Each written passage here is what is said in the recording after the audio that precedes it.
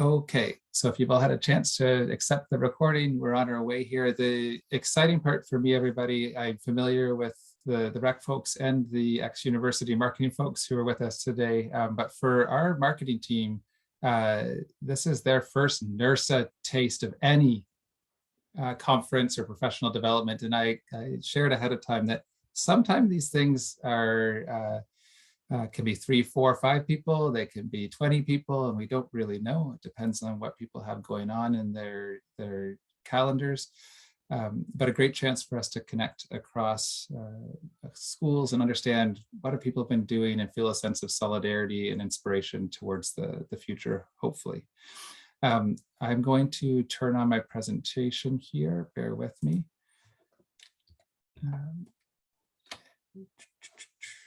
And you can all, I think this is the part where I stop seeing you. Oh, there you're popping up again. Everyone can see the slides. Now, can you tell me, are you getting black boxes or gray boxes over the top and right side? Nope, it's all good, Andrew.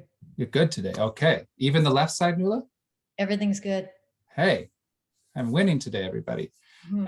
So please warn me that it's just Zoom boxes sometimes that pop up. So if you're missing slides that you want to see, let me know. I'll make sure we get it uncovered. But this is the NIRSA Professional Development Marketing Communications session. It is April 7th. We made it. It's 10 o'clock.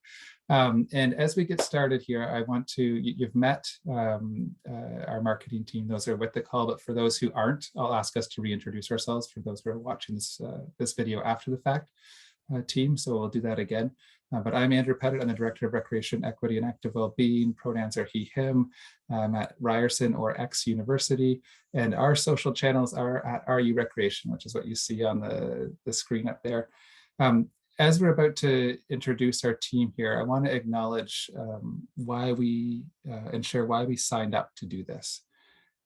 As you heard a moment ago, and you'll hear again now, Nuala, who is our Director of Marketing, joined us in August 2020, mid-pandemic.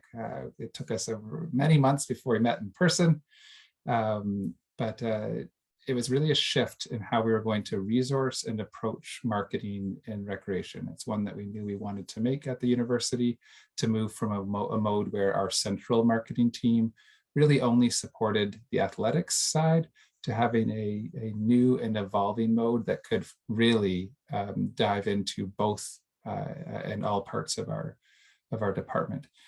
So what we're going to share with you today is a tour of some of the work. And I think what my rec colleagues here will understand is that there has been deep engagement and support through the team that Nuala has built across the 2 years since she joined us. So very happy to have the team here and to share with you all. And then we have left some time at the end for questions and sharing, the usual sort of roundtable side of things. Uh-oh. Did my screen just change for you all? You popped out of presentation mode. But my hands were in my lap. This is a first. You thought about it. You thought about it. Okay, let me see. It's still sharing though, eh? We still see it. It's just not in presentation mode. Okay. That was, honestly, everybody, my hands were in my lap. I don't know how I did that, but is it okay again now? It's perfect. Okay, wonderful. Sorry for the tech issues. Can we introduce ourselves, presenters here and our marketing team? My name is Nuala Byles. I work with RU, Ryerson University, as leading the marketing efforts for athletics and recreation. And as Andrew said, it's a bit of a straddle to do both, but I think we've been successful at doing that. Wonderful. Thanks, Nuala. I can pop in. My name is Shauna Curran. I'm the graphic designer with Ryerson or X University, and my pronouns are she, her. Awesome, Shauna. Thank you. And I am Jessica Pincente. I am the marketing and events assistant with athletics and recreation, and my pronouns are also she, her. Wonderful. Thanks, Jessica. And so we're going to get started here. As we do, I also want to acknowledge that there are other full-time staff who are part of this team, who support both athletics and recreation, as well as a team of students. And we'll get a chance to look at that later if we'd like to. But as we get started here and launch, I want to acknowledge one more thing, is that Nuala joined us with no real sport or university experience. Instead, Nuala is a marketing professional, decades of experience, and that's brought a powerful lens to our work. So instead of being someone who is grown up in the sport world or professionally developed in the sport world and has been squished into the marketing side of things, which is often the case for us in athletics and recreation, we have a marketing professional who's built a professional marketing team. And so again, we'll see the results of that here, but I think it's important to understand as we get started. So I'm going to set these next two slides up, and then Nuala will walk us through what's happened here. During the pandemic, as many facilities did, we have used the time to reimagine and rejuvenate spaces and facilities while we were down. Before the pandemic, we knew we had an aged building that needed a lot of love. And one of the key projects we did was to convert our cardio gallery and strength circuit room, accessible strength circuit room, into a First Nations immersive space. The acknowledgement here was that could we bring nature into our otherwise underground building for the well-being impacts?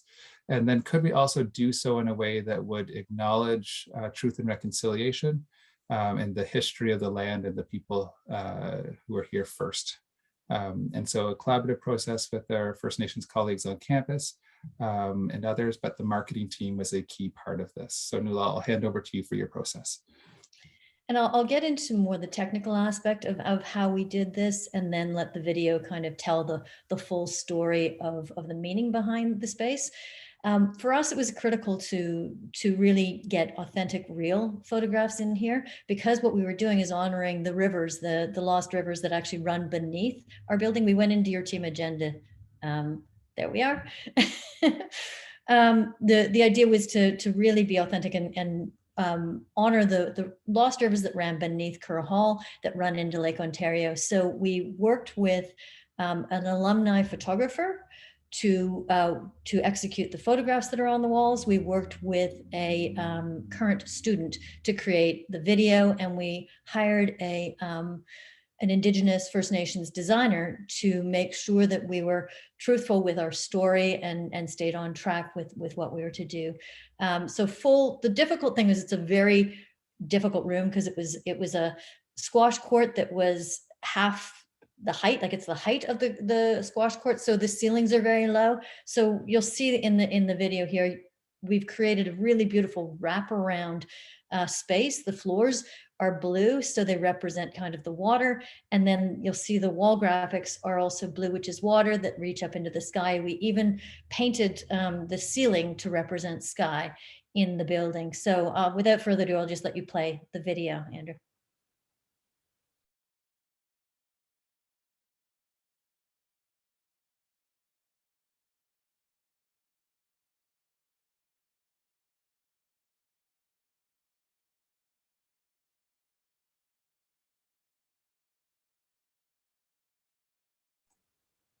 It's on mute, Andrew. It feeds off your mic.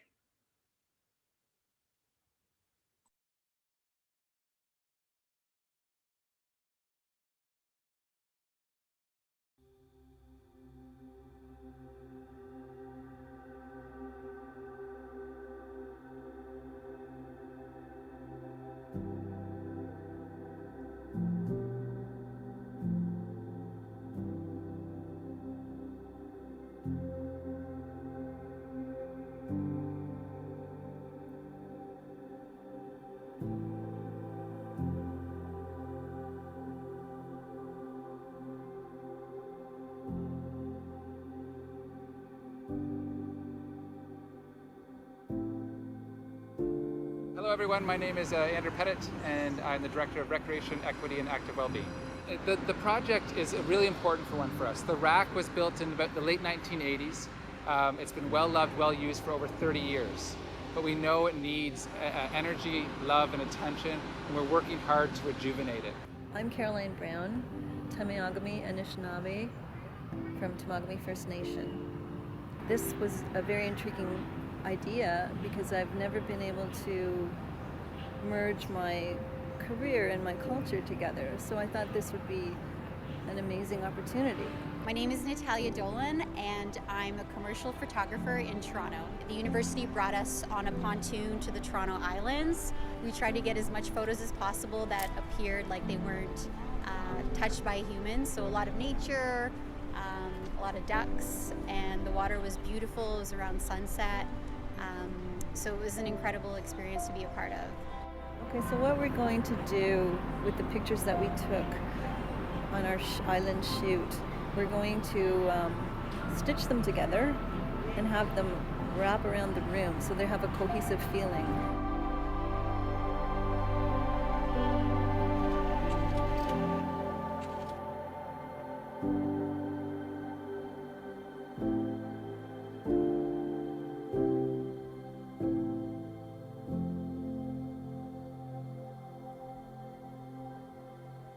When I attended this university, it was a great university, but in the gym I had, concrete walls.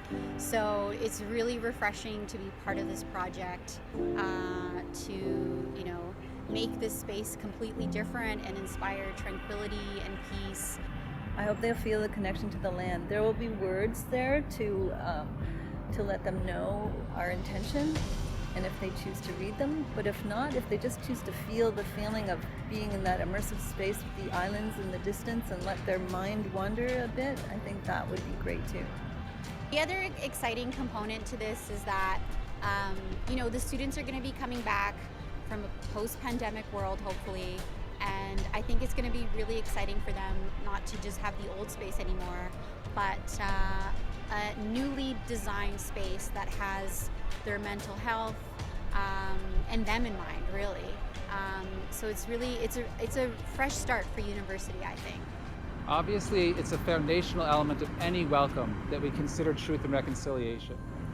Building on the knowledge of First Nations people and programs like Mood Roots on campus, we know the RAC immersive space will support student well-being and academic success. We know this because a connection to nature has been proven to support mental and physical health. It's been proven to change how students and all of us think. Our creative thinking, our critical thinking, our academic stamina and resilience are all supported through a connection to nature, and we're pleased to bring that to life through the RAC immersive space.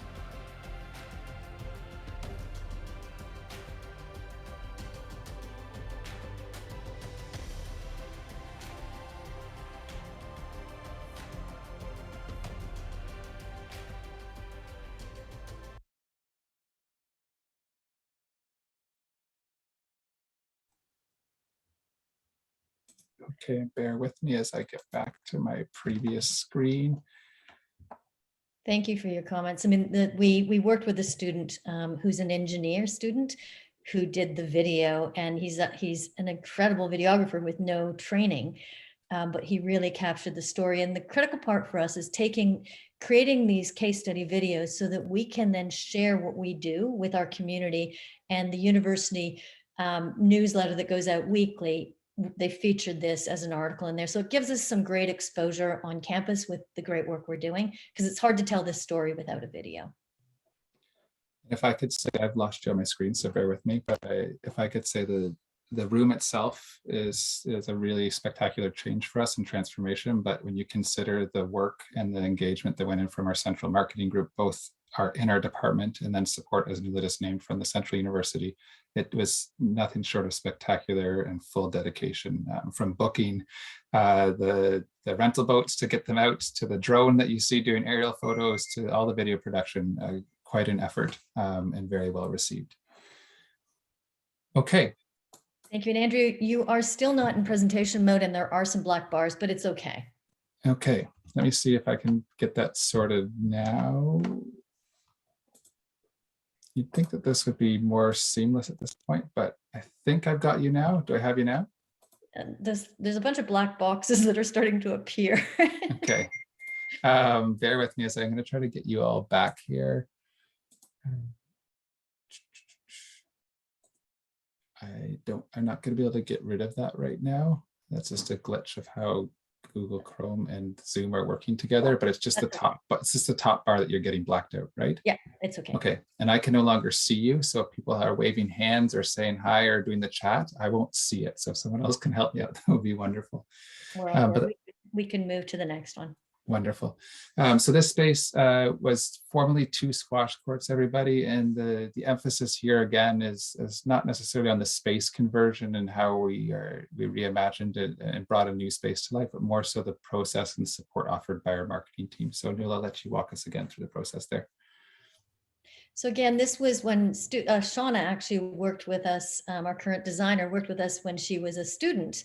And Shauna worked with us in doing these mock-ups. And the key was to really work with the central marketing branding, which is very much blue and yellow boxes, but to try and take it to the next level and add some energy by creating the blue and yellow sort of energetic slashes. We then worked with an external artist to take these images of people, making sure, and it was critical for us that we showed diversity, body inclusion, and all the kinds of different aspects within these visuals to wrap them in this massive space. So I think the files were a bit challenging because they're huge, but I think our team did an amazing job, and congratulations to Shauna for being a student and coming up with the look and feel of these that we eventually just executed. And really, I'll just let the video show the space.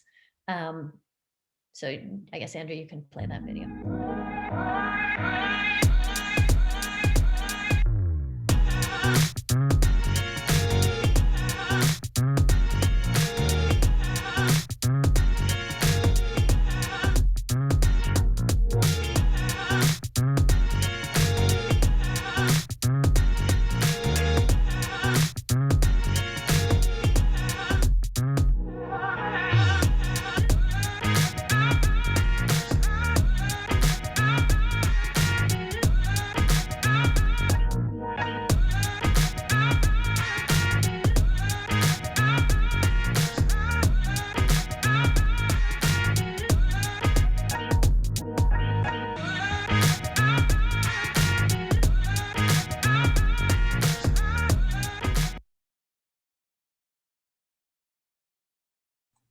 And I think our plan going forward is to take more spaces within the structure, because right now the walls are very concrete, and create more life and energy throughout. So that's our next plan, is to start converting more rooms, giving them a lot more energy and showing the human element in the space. Wonderful. Thanks so much, Nuala. Given the small group here, I thought we might take a quick pause and see if Peter or Jen have any specific questions about the 2 facilities. We're going to move on from the concept of facility marketing support into some of the promotions that were done. Do you have any questions right now, Peter? 2. One, what would be the financial impact from the marketing side of the house? Because it seems quite extensive, and love to know more about that. And then 2, and it could be offline. The second part, Andrew, is the actual functional deconstruction and reconstruction of the squash space, because being concrete walls is quite large. But yeah, wonderful. So Peter and Nuala, maybe it feels like this is a distant memory at this point, but the cost of the graphic design portion, as you heard, was in-house. For the most part, particularly for the functional training room. Shauna as a student was leading, but then we did incur several $1,000s of professional graphic support for that project. And then of course the production and installation was not insignificant, but given the size and straightforwardness of the walls in that space, the work in the functional training room, it was affordable. And really for us, we knew that this space needed to be vibrant and inviting and exciting. So yes, I can speak more about the dollars there, but it's in the many thousands of dollars to bring a room to life like that. And from a marketing standpoint, the reason we were able to be so lean on our output for cost is mainly just my years of experience of knowing how to do this in the most cost-effective way. And working with large format, high resolution files. And we did bring in a designer because the files are massive, to work on designing them to have them turn out well. We did that. In the future, Shauna will have a better computer and can work on high resolution files, but really it's more, the planning is really key to bringing the cost down. And then I could also name, from a staffing perspective, some of that work was done while we were shut down during the pandemic. And so Nuala and team did not have an athletics function to support in the same way. So important to note.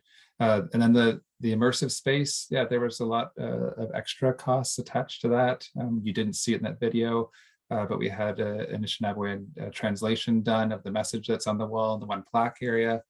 The different external professional support, the Indigenous artist, the photographer, but then the production of the video and such was our student lead, with support from Nuala, and really first video I think that Mark at the time had ever done in that way. Yeah, but so the average cost to wrap those rooms is about $15,000 to wrap a room. 10 to 15. 10 to 15, in and around that. So if you can gauge that, then there's artwork over and above that, but 10 to 15 is a good ballpark for a room that size. And then Peter, I'd be happy to talk to you about how we took the wall down. It actually wasn't part of concrete. It was just a drywall installation framing with the squash wall over top of it. So that came down real easy, which enabled that project. If it would have been concrete between the two squash courts, we probably would not be looking at the room we are now. Okay, other Peter and Jen, do you have any questions before we move on? No, okay. We'll hopefully get back to sharing. Okay, are we sharing again here? Yes. Yes, okay, wonderful. Oh, you're not in presentation mode. Is it now? Yes. Okay. And I'll get over the black boxes. Sorry about that. This particular one I wanted to highlight because it really was gone. It really was highlighting in fall 2021 virtual intramurals and social leagues. The key with intramurals before, the only way intramurals would market in the building or to students was a little 8.5-11 poster that would be pinned up on a cork board. So that's the extent of amplification across campus that intramurals used to get. And so the key for the success of this program was to collaborate with central marketing for the university. They have given us a team of professionals that will work on campaign ideas with us if we give them a good, solid brief, directional brief 3 months out. And so if we're really organized, we give it to central marketing, and there's a double win there, because if we give it to central marketing, they're invested in it, and therefore the work then gets shared on the central marketing channels, which now it doesn't just reach our 3,500 recreation community in our social channels, it reaches 45 to 50,000 people on the university channels. So that's been a bit of our secret sauce here, is collaborating with them to get work that they're happy with, that they will then in turn amplify to give us the results that we need. So this is more of and also how to promote virtual intramurals, the hardest thing to promote, because intramurals is all about coming together. So I'll show you these three, we'll click through these three little snippets and show you the campaign.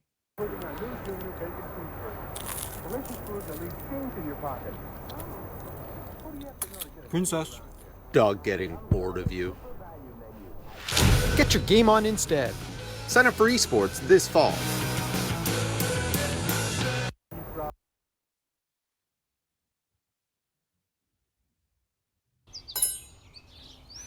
Feeling sluggish day after day? Get your move on instead. Sign up for a movement challenge.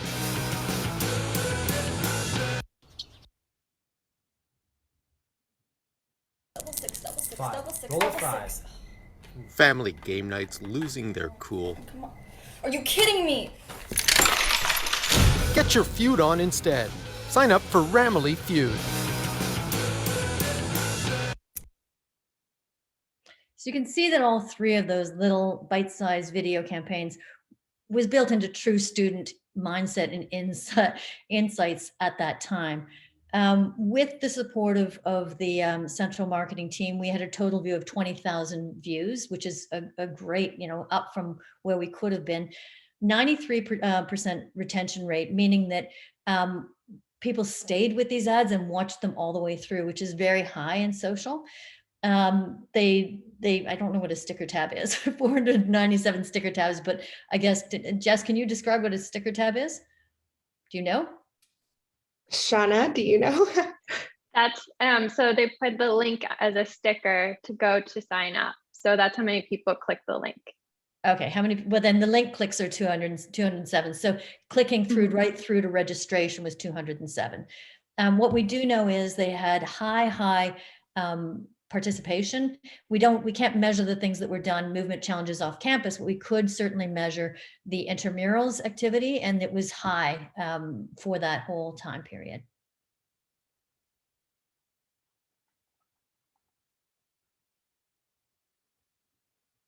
Good, black there.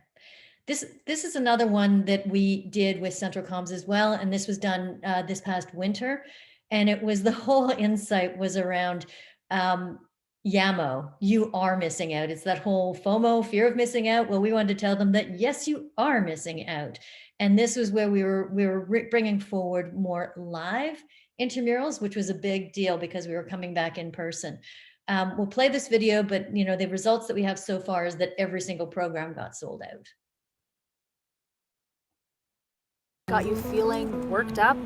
Sounds like a case of YAMO. You are missing out. Make time for play this winter with in-person intramurals. Warning, positive side effects may include joy, laughter, and friendship resulting in increased energy, confidence, a general feeling of happiness, increased levels of dopamine in your brain, serotonin spikes in your bloodstream, a strong desire to be on campus, and a greater sense of connection to students you've never met before.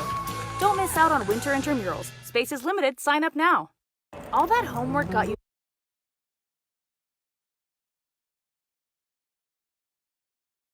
Again, leaning into real insights that students feel, and that really gives us the fun and engaging, because nobody wants to be told, go move, go join.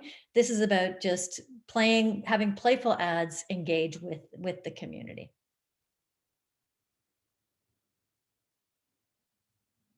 I will pass it on to Jess now, who's going to walk through a few other campaigns. Mm-hmm.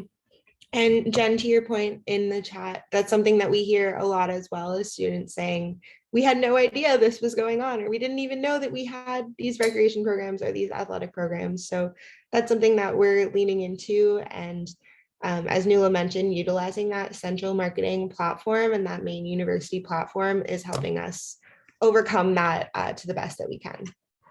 So if we look at our TikTok platform, this was a student-run, student-launched platform.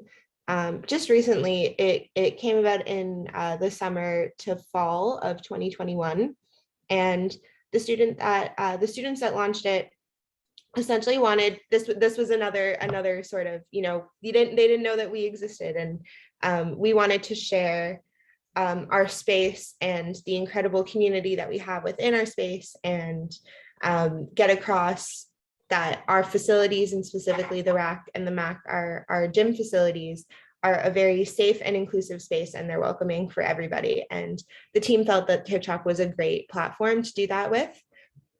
So here on the screen, you'll see an example of our probably our best performing series so far, which is what students are listening to. So Nagin, who you'll see on the screen, is the person behind our TikTok channel.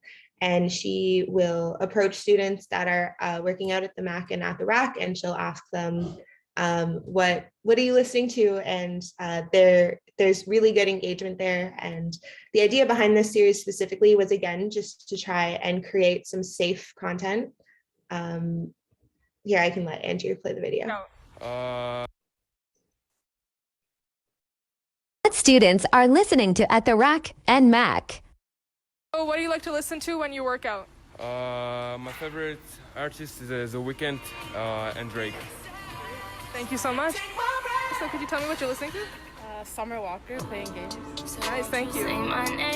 Could you tell us what you like to listen to when you work out?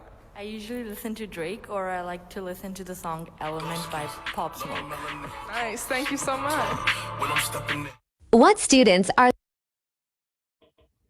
And yeah, so the other point to here was you can see that everybody's masked, everybody's safe and distanced, and that was sort of where this was born out of, was the want to make in-person content, because we find that content, rather than something that's graphics heavy, something that involves students, where students are speaking and in person, that content does better. And again, this was during the time that that there were a lot of COVID concerns within our facility, and we just wanted to be as safe as possible. But one of our most popular series was born out of that. So that was very well done by Nikki and team. And I will also speak to the Body Project, which might be familiar to some of the other people on the call. So the Body Project, it's a national collective. So there are different chapters throughout on a national level, but within our institution at Ryerson, it's a partnership. It's a cross-campus partnership with student well-being and housing and residence, as well as SHARP and our department. And so the Body Project, I've taken the sessions and I found the sessions to be very valuable. And through taking the sessions, it's helped me get a better grasp of how to market the program. So that was part of the reason why I took the sessions. But it's about body positivity and reframing your relationship with your body in a neutral or in a positive light. So the thing that was important for us in creating the marketing and promotions to go alongside it was that we wanted to make sure, as you can see on the screen, there's gender diversity, there's body diversity. Students can see themselves reflected in the graphics. And that was what was important for us, because this reflects the content of the sessions, and it drives signups in that way. So this is going to be an ongoing campaign for us, is to drive signups to the Body Project, as they hold sessions throughout every semester, and it's very valuable. And I think that it's valuable to students in this specific time in a post-COVID world when everybody's bodies are changing, and body positivity is I think the message of the day. And I think to reinforce the collaboration, this was a unique collaboration because it came to us through athletics from our athletic counselor, who was working with a student athlete who was a nursing student, who then we decided the best way to amplify this was through the recreation channel. So you'll see something that was born as an idea on the athletic side, migrated over to the recreation side because it felt like this was the right content for recreation. So it's a real nice hybrid of collaboration. And the one final note I'll add here is that I was really pleased to see the production quality that was done for this, because of course, I think at many schools we have these important equity focused programs that are trying to reach and create safe space for people. But often they are off the side of the desk, and how they're marketed feels off the side of the desk. And having instead land with high production quality was a signal that this is something we are engaged in, invested in, and care about you by extension as a participant. So yeah, really grateful to the team for their work here. And now we'll turn it over to Shauna to talk about two other campaigns within recreation. Thank you. So one of our content, I have to make sure my speaker is on. One of our content objectives is to have students understand the concept of physical activity as a learning strategy and make the connection that physical activity equals an increased ability to learn. So this is based on the research that shows that even light activity while learning improves memory, recall, and focus. So with this in mind, we created movement reminders for students that we sprinkle into our weekly digital content, and then actually also gets shared on a greater university channel level as well. So as you can see, they were designed to look like reminders that pop up on someone's phone, because we typically take the time to look and read pop-ups. We include simple and specific movement ideas that students could stop and do right away. So something like taking a 3-minute dancing break. And make sure to communicate that in doing so, they'll boost their ability to study. So here you'll see reminders including take a 15-minute exercise break, or go outside and get some fresh air, or try one of our virtual classes. These reminders are also always timed for 3 p.m., which makes the designing easy, but is also specifically chosen because of the insight of the 3 p.m. slump. So this is when a lot of us feel tired and unable to focus in the day and might need that little reminder. And the next one. Jen, we all need this in our life. Jen just commented, I need this in my life. Yes, agree. So another campaign that can be helpful to students is our Meet Your Instructor content. So these were created with the idea that students might feel more interested in group fitness classes if they already have a familiar, friendly face in the room. And this is becoming even more relevant as students return to live group fitness for the first time and might not know anyone in the classes. So they can be created in video or still format. Video is super engaging because no one can explain a class better than the instructors themselves, and their excitement can really come through the screen. But to mix up content style, or if instructors aren't comfortable filming a video themselves, class information and fun facts about an instructor can be in the caption of a still ad, like the two you see, they're more blue. So for example, we see here a photo of Alex, and therefore we will recognize him in one of the classes, and the post caption would say something about him and his classes. So the Meet Your Instructor content is a good way to offer students more personal connections to us and our offerings, and hopefully make the transition to in-person group fitness more familiar and fun. So the TikTok video content we actually released in the summer when we were trying to get students to take our virtual classes and give a little bit of context on who the instructors were in the virtual classes. And the still ads are something that we're working on to come out in the fall.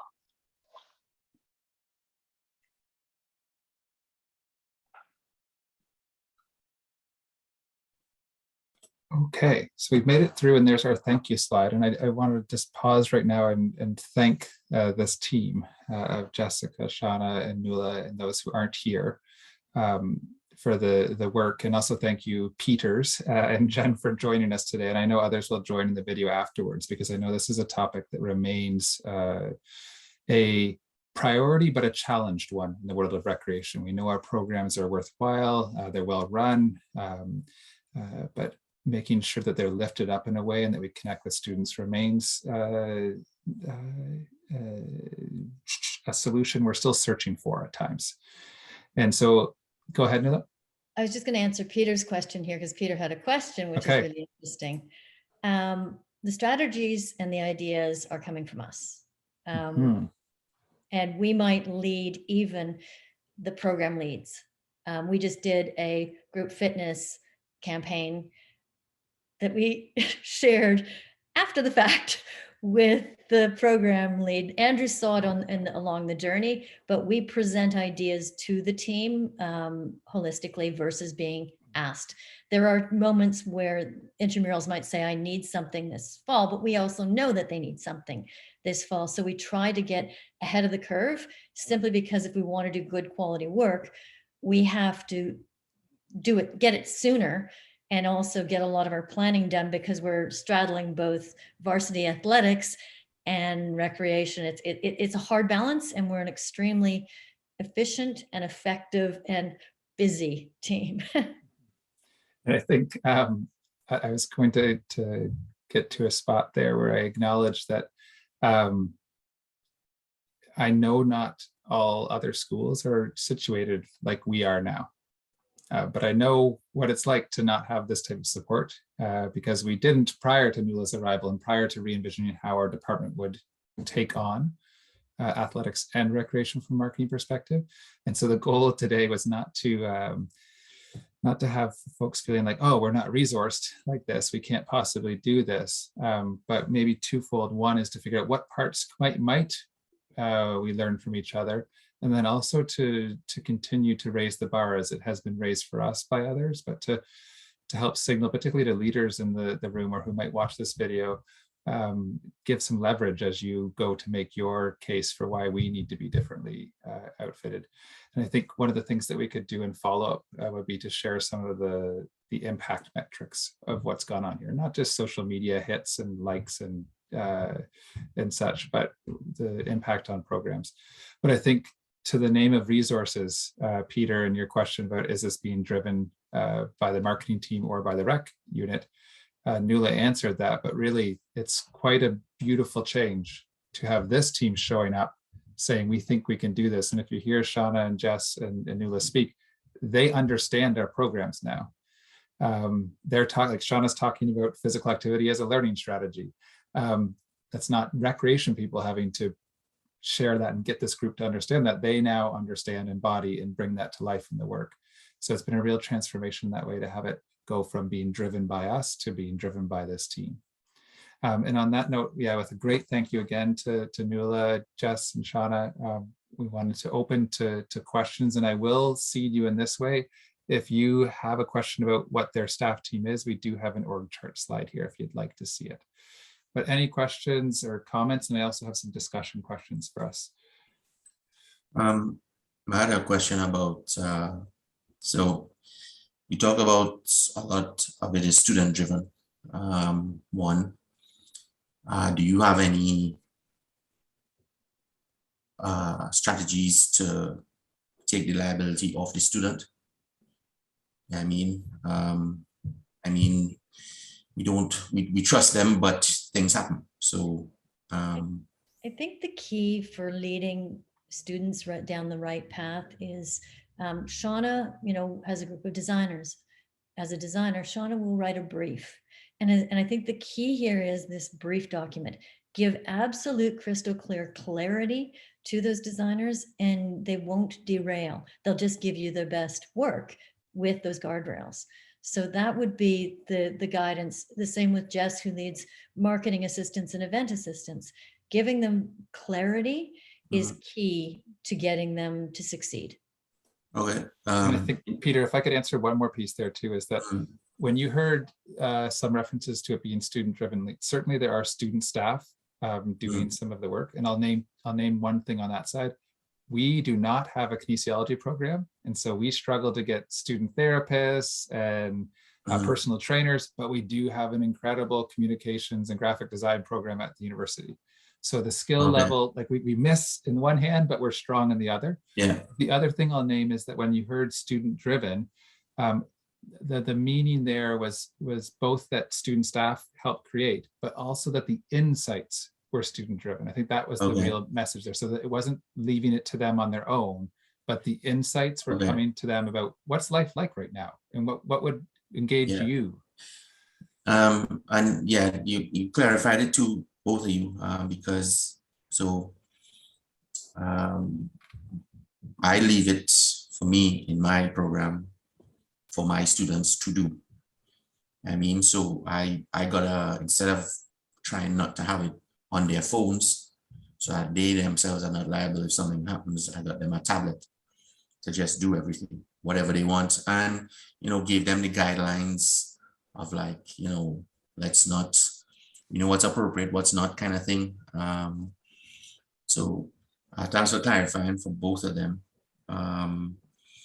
So were there any other strategies you all had that way, or more or less just clarify and we hope for the best when it comes out, kind of thing, or it gets vetted thoroughly before going out? We brief our students and they come back and present back to us, and we then collaborate together to get it to its best piece of work. And the beauty of that is that we become an extension of the education program because we mentor them along the way of, it's not just change this because I change this because this is what will work for this particular audience or this particular thing. So it becomes an extension of their education. Yeah, and I get that as if they're into if that's their area of expertise, they will take it on. Yeah. And that's exactly what it is. If they're studying marketing or they're studying graphics, they want to get better at that craft. So they care more about getting better at that craft. Okay. If I can add to, there is an approval process. So they don't create something then post it directly on the channel. Like it goes through their manager and then Nuala before it gets posted. So nothing goes directly from them creating it to on the channel without a second or a third set of eyes on it. Okay. All right. Answer Jen's question And here. Nuala, Oh, can we sorry. read, let's read Jen's question first so people who are watching can know. Do you want me to read it or? Yes, please. Okay, so Jen's asked the question, this group has referenced the team many times. How much turnover happens within this team and how many of the members are students? We have 40 students in whole, but that's athletics and recreation. Recreation has 2 designers, 1 social media person dedicated, but the rest of us support that. Sorry, how many designers, Sean? Is it 2? Yeah. 2, yeah. 2. So And 2 social media. And 2 social during the media. Yeah. So what we do is, the best thing is we spend a lot of time with them, we nurture them, and we try to get them in first year so that they will sit with us for the 4 years that they're with us, including stick with us during the summer. So this would be the org chart of how they sit, but we do try to keep them as long as we can through their university journey. And I think that as long as we keep them fulfilled and happy, and we try to pick the right candidates that are engaged in getting better at this work because this is where their career is focused, that's been a key to our success too, is trying to keep people. I mean, we have a videographer right now who I said is an engineering student. I think really he would love to be a videographer, but his parents want him to be an engineer. But he's done spectacular work, but we're losing him because of his engineering degree. So he won't last as long, but he would have been someone we could have kept a long time. So the key is just keeping them engaged and happy, and keep them learning and mentor them so that they will ride out the 4 years with us. I think if I could make note of when you look at this org chart here, you'll see the legend in the bottom right of the screen. There's relative to the yellow, which is recreation dedicated, and the gray, which is athletics dedicated. You'll still see more positions attached to athletics. And that's partially because of the broadcast production we do, and partially because of the team specific social media that unfolds. But what's important to note here is that the real change for us is that, previously we had the yellow boxes under recreation, but they were being supported by our group fitness coordinator. And they did a wonderful job trying to steward and build that. But instead of it being off the side of the desk of a program coordinator, now the people in blue, who are our full-time staff, are legitimately assigned to support athletics and recreation, and are doing a terrific job of it. So that's really come from a department leadership perspective of how are we going to resource ourselves, and it's made all the difference that those students are then supported by someone who it's their primary focus.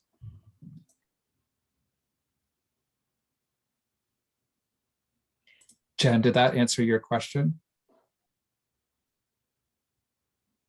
Yeah, okay. I had one more. How do you determine how much is too much? For context, we all, as you're in the field, Facebook, when it came out, Facebook and Twitter were the things in, I don't know, 2010 to 2015. And then Instagram has taken over, and now I believe slowly TikTok is taking over. Yeah. So how do you all try to strike a balance, or is there, or so for me as well, at this point, I don't have the resources, one, to manage TikTok, or a need, because I'm not,